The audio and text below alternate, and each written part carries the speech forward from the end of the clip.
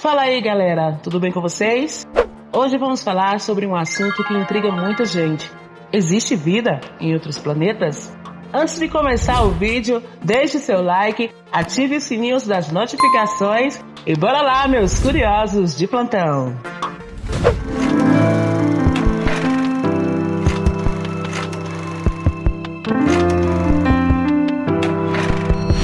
Senta que eu te conto. Muitos relatos não se restringem a observações de objetos estranhos no céu e incluem até mesmo histórias de pessoas que afirmam ter sido abduzidas por esses seres de outro mundo. O que, segundo um estudo recente, pode ser simplesmente o resultado de sonhos lúcidos, mesmo com a ausência de evidências que comprovem os relatos. É certo que as histórias envolvendo o encontro com seres oriundos de outro planeta já fazem parte da cultura popular. Confira nesse vídeo alguns relatos de encontro com ETs, observações de OVNIs, abduções e muito mais. Os relatos de George Adamski. George Adamski nasceu na Polônia em 1891 e se mudou para os Estados Unidos com a família durante a juventude. Ele morreu em 1965 e no mesmo século após a sua morte, Adamski continua uma das personalidades mais controversas quando o assunto são OVNIs.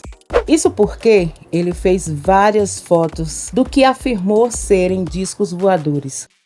Mas especialistas analisaram o material e esclareceram que as imagens eram falsas, mostrando os objetos do cotidiano. Publicou o livro sobre suas aventuras com seres que seriam de outro mundo e até conquistou fãs em seus relatos. Ele alegava que observou seu primeiro OVNI em 1946, o que descreveu como um objeto grande e preto que seria parecido com um dirigível. Já em 1952, ele afirma que teria se encontrado e até se comunicado com um visitante vindo de Vênus. O encontro teria ocorrido em um deserto da Califórnia e o extraterrestre teria vindo para visitar a humanidade para poder se envolver com bombas atômicas antes que destruíssem o planeta. E se consideramos as condições extremas, temperatura e pressão em Vênus, o relato fica ainda mais absurdo. Os críticos das histórias dele relatam como uma pessoa, digamos, excêntrica, mas inofensiva. Pesquisadores, até os autores famosos como Arthur Clarke, afirmam que Adamski fez um desserviço com suas afirmações. Abduções de Travis Walton.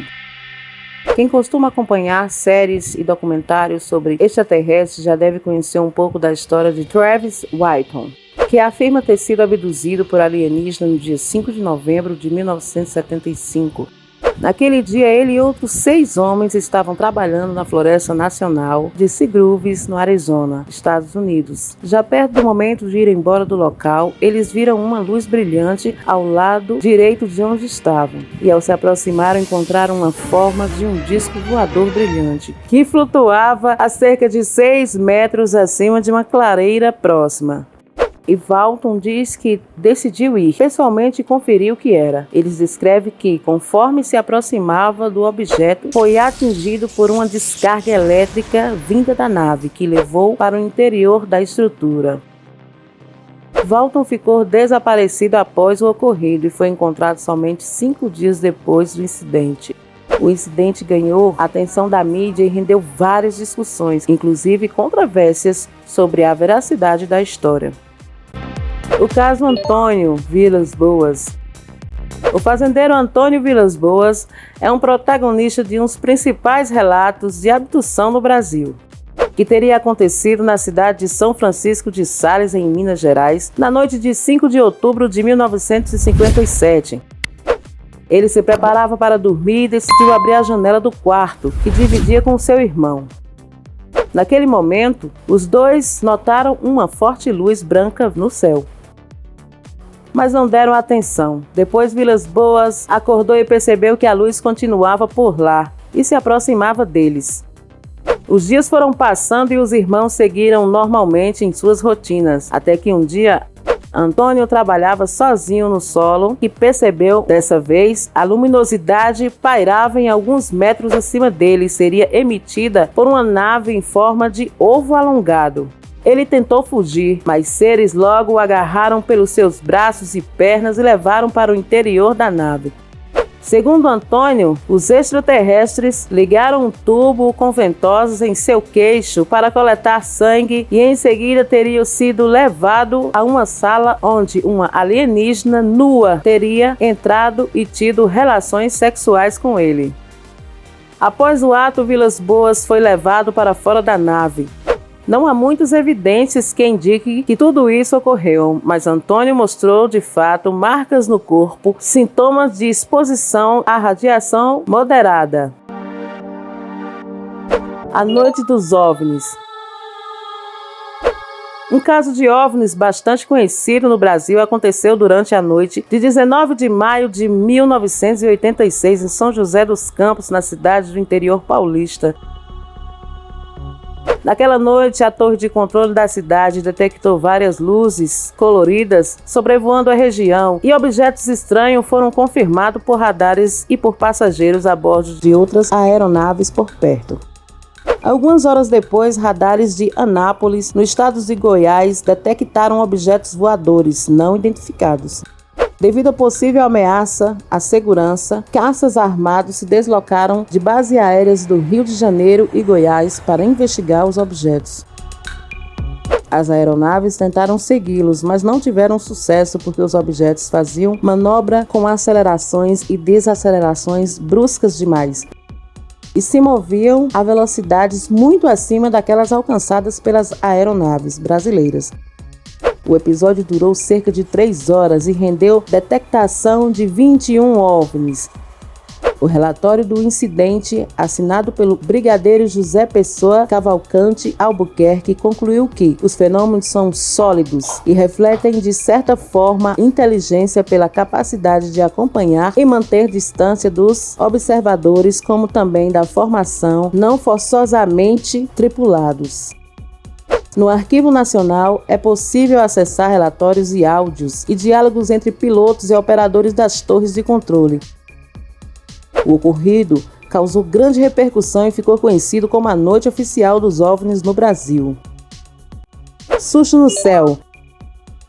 Em 1989, o piloto Andrew Desinger estava na cabine de um voo que decolou do Aeroporto Nacional de Kansas. Tudo ocorria bem na viagem, até que relata ter observado algo completamente inesperado. Um disco branco apareceu subitamente no meio das nuvens. No começo, Denziger pensou em tratar de uma ilusão ou outro fenômeno. O avião começou a perder a altitude. Quando olhou para cima das nuvens onde o objeto estava, havia um grande orbe vermelho que arrepiou o piloto e o copiloto, que inclusive pareceu acompanhar a aeronave na descida. Os dois tiveram alguns momentos de alívio depois que o objeto pareceu ter desaparecido em uma nuvem, mas logo voltou para o campo de visão dos pilotos, emitindo flashes de luzes. Para completar, as nuvens através do qual o objeto desceu parecia se desintegrar, consistente até que acabou totalmente rompida. Após pousar, Denziger registrou o que viu em um relatório e não estava sozinho, já que vários outros pilotos também fizeram relatos oficiais do que viram. Não se sabe a verdadeira natureza do objeto e nada foi identificado pelos controladores do tráfego aéreo. O ET de Varginha. O caso ET de Varginha, ou ET de Varginha, como ficou popularmente conhecido, pode ser facilmente considerado o incidente ufológico mais conhecido no Brasil. Tudo aconteceu no ano de 1996 em Varginha, uma cidade no sul de Minas Gerais. Naquele dia, os irmãos Liliana e Valquíria Silva, junto de Kátia Xavier, seguiram para um trajeto que já conheciam bem, mas decidiram cortar caminho por um terreno. Ao passar por lá, Kátia teria visto uma criatura estranha, agachada, baixinha e de olhos vermelhos, que não se parecia com nenhum outro animal conhecido. Ela teria gritado. Assustada, as meninas correram para chamar a mãe. Elas afirmam ter voltado alguns minutos depois, pois não havia mais nada por lá, além de uma marca no chão e um cheiro estranho no ar.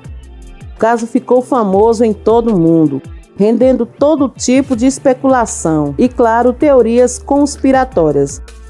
De acordo com o inquérito da Polícia Militar, a criatura vista pelas meninas seria, na verdade, Mudinho, um morador de Varginha que provavelmente apresenta algum desvio mental, cujas características puderam ser posteriormente evidenciadas no estudo fotográfico da simulação. Na versão das autoridades, Mudinho teria sido atingido por fortes chuvas na região e estaria sujo de barro. Daí, no dia do incidente, as meninas teriam visto agarrado junto com o muro e confundiram com um alienígena. Por outro lado, essa versão é contestada por ufólogos, que alegam que as três conheciam Mudinho e nunca o descreveriam dessa forma. As várias abduções de Hiram Potter. Hiram Potter atuou no Ministério da Defesa da Inglaterra e, embora tenha uma atividade profissional comum, ela sabe que grande parte das pessoas duvida da sua sanidade. É que ela afirma que foi abduzida tantas vezes por outros seres de outro mundo que até perdeu as contas de quantas vezes esses incidentes aconteceram. De acordo com ela, a primeira abdução de que consegue se lembrar aconteceu quando tinha 5 anos. Naquele dia ela estava brincando no quintal, até que um alienígena de aparência estranha teria aparecido e levada para o interior da sua nave. Em seguida, Hillary alega que estava em uma sala com luzes coloridas. Segundo ela, esses encontros acontecem durante toda a sua vida. Após eles descreverem que acorda com dores de cabeça, mal-estar, cicatrizes e hematomas no corpo, com formas triangulares que parecem flutuar luzes brilhantes.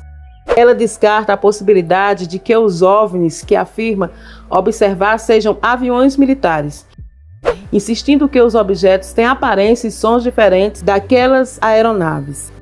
Não há evidências que comprovem esses relatos.